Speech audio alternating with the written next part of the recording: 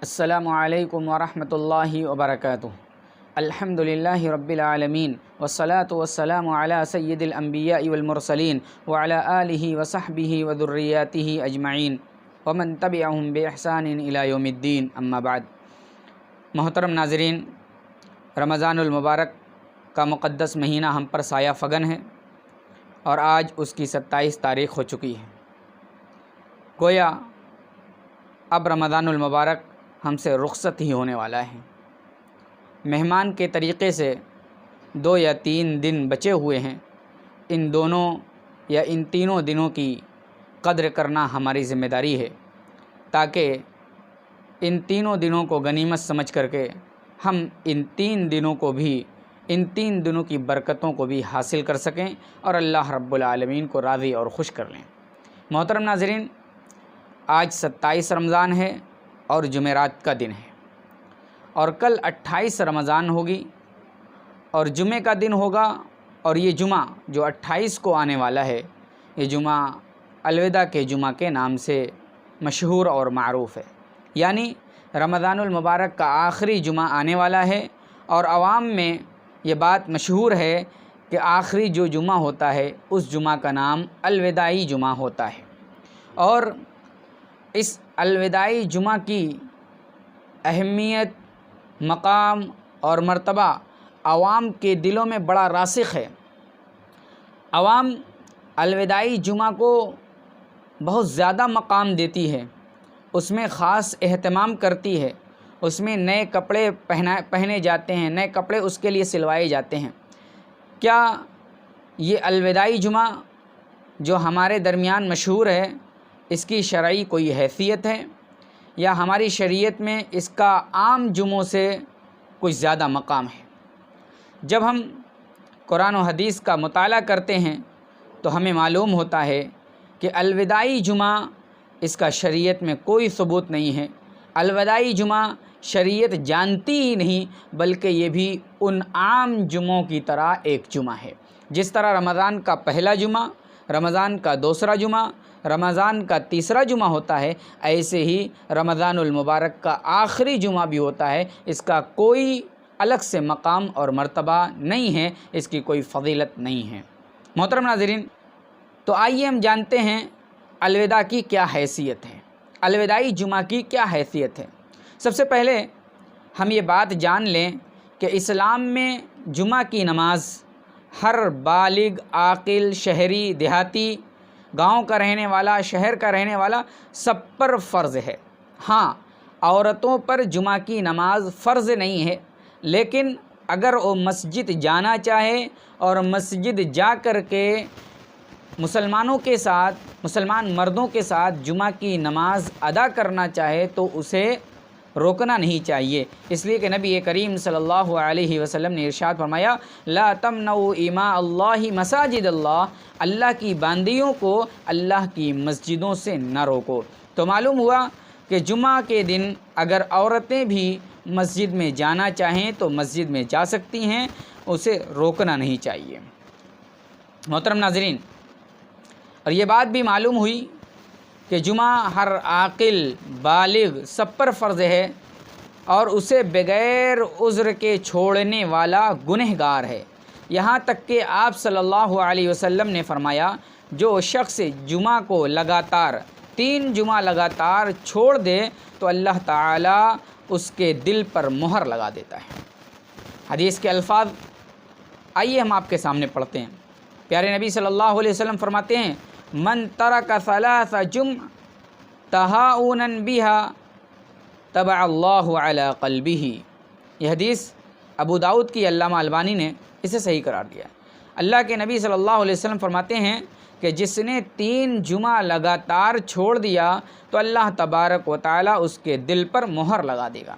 ایک دوسری حدیث کے اندر اللہ کے نبی صلی اللہ علیہ وسلم فرماتے ہیں کہ لوگ جمعہ کو چھوڑنے سے باز آ جائیں، ورنہ اللہ رب العالمین ان کے دلوں پر مہر لگا دے گا اور وہ غافلوں میں سے ہو جائیں گے۔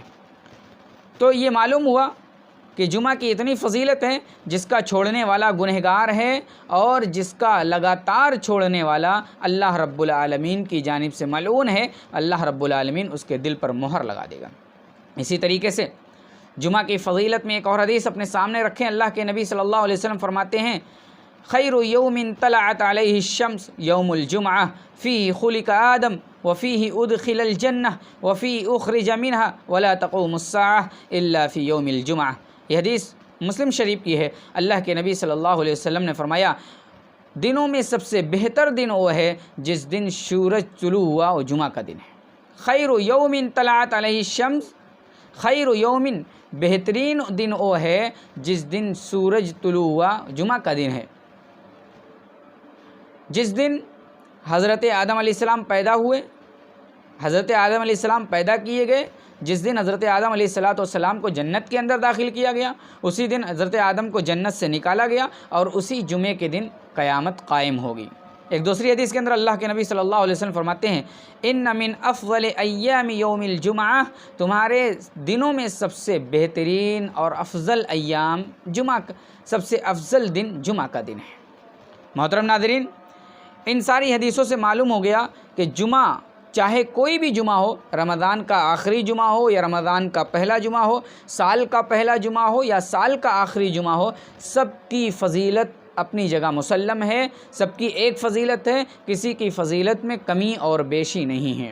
لیکن مسئلہ یہاں یہ ہے کہ جب رمضان المبارک کا آخری جمعہ ہوتا ہے، جسے ہماری عوام الوداع کے نام سے جانتی ہے، اس جمعے کے تعلق سے کچھ علماء سو نے موضوع روایات کو بیان کر کے عوام کو گمراہ کرنے کی کوشش کی ہے، اور عوام کو اپنے جھانسے میں لا کر کے انہیں غلط میسج اور غلط پیغام دیا ہے، جس کا شریعت سے کوئی ثبوت نہیں ہے۔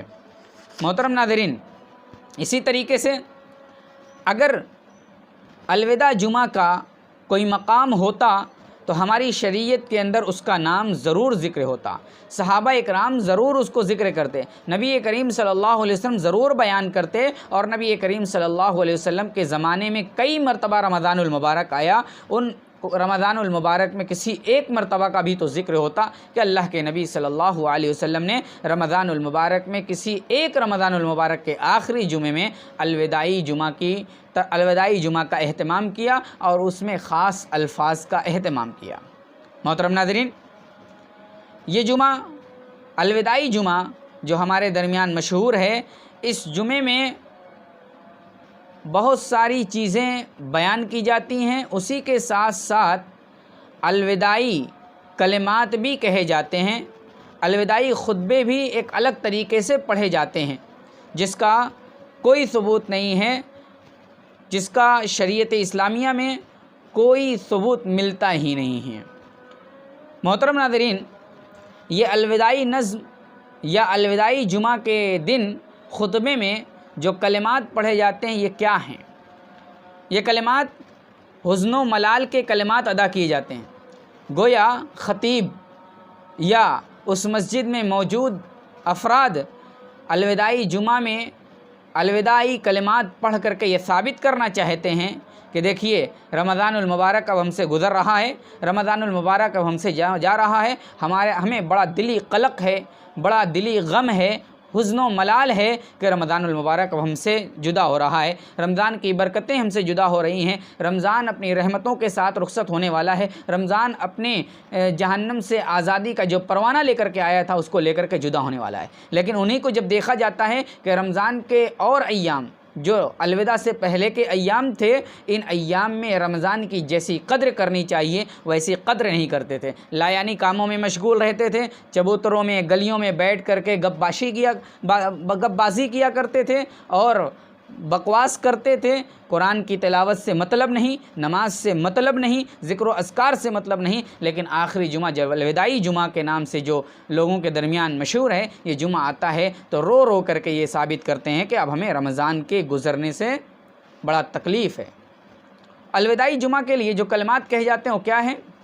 وہ یہ ہیں: الوداع الوداع یا شہر رمضان، الفراق الفراق لشہر رمضان، یعنی اب شہر رمضان ہم سے جدا ہو رہا ہے، شہر رمضان ہم سے رخصت ہو رہا ہے۔ یہ الوداعی نظم یا الوداعی کلمات کیا کہنا درست ہے؟ یہ بدعت ہے، اس کا کوئی ثبوت نہیں ہے۔ محترم ناظرین، اگر ہم مان بھی لیں کہ اللہ رب العالمین کے یہاں سے یا نبی کریم صلی اللہ علیہ وسلم کی جانب سے الوداعی جمعہ کو ایک خاص مقام دیا گیا اور الوداعی جمعہ کے دن رو کر کے حزن و ملال کر کے یہ ثابت کرنا ہے کہ اب رمضان المبارک جا رہا ہے، تو ایک بات اپنے ذہن میں رکھیں کہ اللہ تبارک و تعالیٰ نے 5 بنیادی چیزیں بیان فرمائی ہیں نبی کریم صلی اللہ علیہ وسلم کی زبان سے: توحید کا اقرار کرنا، نماز قائم کرنا، زکوٰۃ دینا، روزے رکھنا رمضان کے، اور حج کرنا۔ یہ 5 عبادت ہیں اور 5 چیز، 5 پلر متساوی ہیں، برابر ہیں۔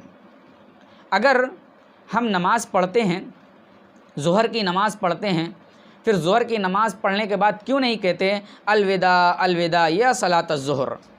اب ہم نے صلاۃ ظہر کو الوداع کہہ دیا، کیوں نہیں کہتے؟ یا زکوٰۃ ہم نے دینے کے بعد، زکوٰۃ دینے کے بعد یہ کیوں نہیں کہتے زکوٰۃ کو ہم نے الوداع کہہ دیا؟ رمضان ہی کو کیوں کہتے ہیں اور رمضان ہی کے ساتھ کیوں ایسا برتاؤ کرتے ہیں؟ کیا اس لیے کہ رمضان المبارک برکتوں والا، رحمتوں والا اور مغفرت والا مہینہ ہے؟ جی، مغفرت والا، رحمت والا اور برکت والا مہینہ رمضان ہے، تو کیا نماز برکت والی نہیں؟ کیا نماز رحمت والی نہیں؟ کیا نماز کے ذریعے سے چہرے پر نور نہیں آتا؟ کیا نماز کے ذریعے سے برکت نہیں آتی؟ تو یہ ایک ڈھونگ ہے کہ رمضان المبارک برکتوں والا ہے، اس لیے ہم رمضان المبارک کے گزرنے کی وجہ سے قلق اور حزن محسوس کرتے ہیں۔ محترم ناظرین، اسی طریقے سے رمضان المبارک کے اختتام پر حزن و ملال کرنا یہ غیر مشروع ہے، کیونکہ اللہ کے نبی صلی اللہ علیہ وسلم کہتے ہیں جب بندہ افطار کرتا ہے تو اسے مسرت ہوتی ہے۔ حدیث کے الفاظ ہیں، حضرت ابو ہریرہ راوی حدیث ہیں، کہتے ہیں کہ رسول کریم صلی اللہ علیہ وسلم نے فرمایا للصائم فرحتان، فرحۃ عند فطرہ وفرحۃ عند لقاء ربہ، متفق علیہ روایت ہے کہ بندہ افطار کے وقت خوش ہوتا ہے۔ روزے دار کے لیے 2 خوشی کے مقام ہیں، ایک اس کا جب وہ روزہ افطار کرتا ہے، دوسرا جب اپنے رب سے ملاقات کرے گا۔ روزہ افطار کے وقت بندہ خوشی ہوتا ہے، چاہے رمضان میں شام میں روزہ افطار کر لیں یا رمضان المبارک کا مہینہ ختم ہو جائے تو افطار کے دن آ جائیں تب بھی بندہ خوش ہوتا ہے۔ تو اس حدیث سے تو معلوم ہوا کہ رمضان کے اختتام پر عید کے آنے سے مسرت اور خوشی محسوس ہوتی ہے، مسرت اور شادمانی آدمی کو محسوس ہوتی ہے، تو پھر یہ الوداع الوداع کہہ کر کے ایک غم اور حزن کے کلمات کیوں دہرائے جائیں؟ محترم ناظرین، رمضان المبارک کا یہ آخری جمعہ جو الوداع کے نام سے مشہور ہے، اگرچہ ہمارے درمیان الوداع کے نام سے مشہور ہے، الوداع کے نام سے معروف ہے، لوگ اس کا اہتمام بھی کرتے ہیں، نئے کپڑے بھی سلاتے ہیں، لیکن اس کی کوئی شرعی حیثیت نہیں ہے، لہذا علماء کو چاہیے کہ اس بدعت کا خاتمہ کریں اور اپنی تقریر میں، اپنے بیانات میں، اپنے وعظ میں، اپنے لیکچرز میں اس طرح کی بدعت کا خاتمہ کریں، کیونکہ بدعت کا خاتمہ کرنا یا بدعت کے خلاف آواز اٹھانا یہ ایک عالم کی ذمہ داری ہے، ایک شریعت کے جانکار کی ذمہ داری ہے۔ اگر بدعت پر ہم انگلی نہیں اٹھائیں گے تو بدعت پنپتی رہے گی اور پورے معاشرے کے اندر بدعت قائم ہو جائے گی، اور اللہ کے نبی صلی اللہ علیہ وسلم کی حدیث ہے من احدث فی امرنا ھذا ما لیس منہ فہو رد، کل محدثۃ بدعہ وکل بدعۃ ضلالہ وکل ضلالۃ فی النار، کہ ہر بدعت گمراہی ہے اور ہر نئی چیز بدعت ہے اور ہر بدعت گمراہی ہے اور ہر بدعت گمراہی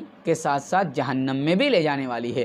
لہٰذا اگر ہم بدعت پر روک تھام نہیں کریں گے تو بدعت بڑھتی رہے گی، معاشرے کے اندر جنم لیتی رہے گی اور یہ معاشرہ بدعت میں ملوث ہوگا، جس کی وجہ سے وہ جہنم کا مستحق ہوگا۔ اللہ تعالی ہم سب کو اس طرح کی بدعات سے اجتناب کرنے کی توفیق عطا فرما۔ السلام علیکم۔